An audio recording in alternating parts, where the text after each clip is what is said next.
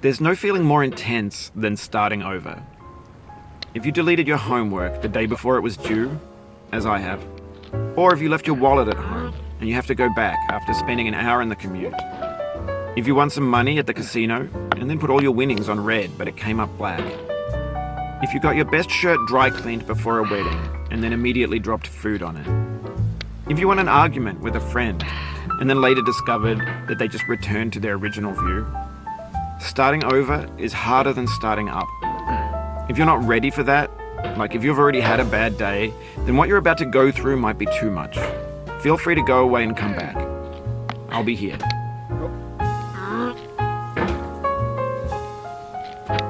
Alright, thanks for coming with me on this trip.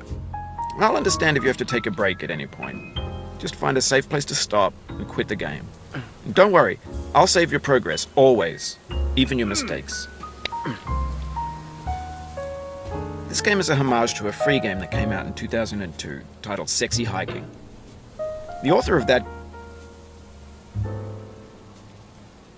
game was Jazuo, a mysterious Czech designer who was known at the time as the father of B games. And B games are rough assemblages of found objects. Designers slap them together very quickly and freely, and they're often too rough and unfriendly to gain much of a following. They're built more for the joy of building them than as polished products. In a certain way, Sexy Hiking is the perfect embodiment of a B game. It's built almost entirely out of found and recycled parts, and it's one of the most unusual and unfriendly games of its time. In it, your task is simply to drag yourself up a mountain with a hammer. And that act of climbing, in the digital world or in real life, has certain essential properties that give the game its flavor. No amount of forward progress is guaranteed. Some cliffs are too sheer or too slippery.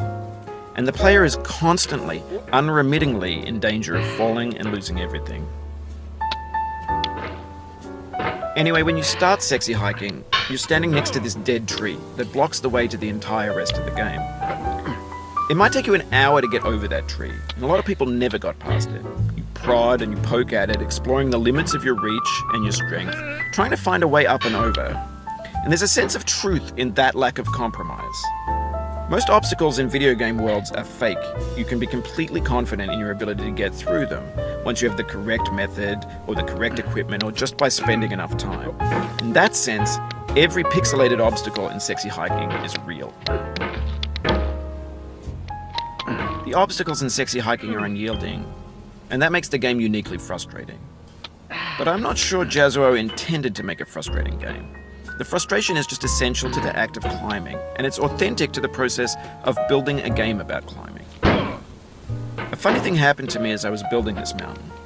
I'd have an idea for a new obstacle, and I'd build it, test it, and it would usually turn out to be unreasonably hard.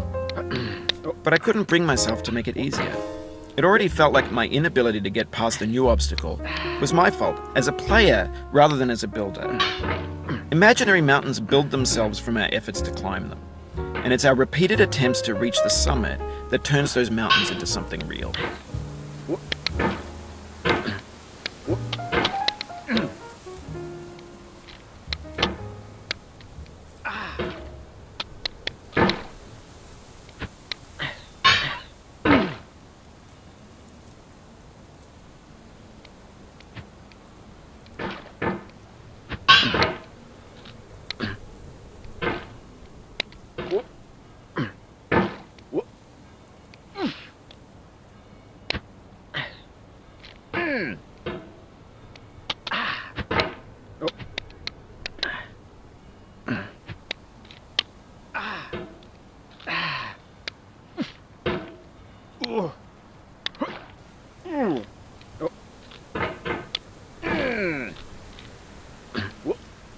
Oh, you just lost a lot of progress.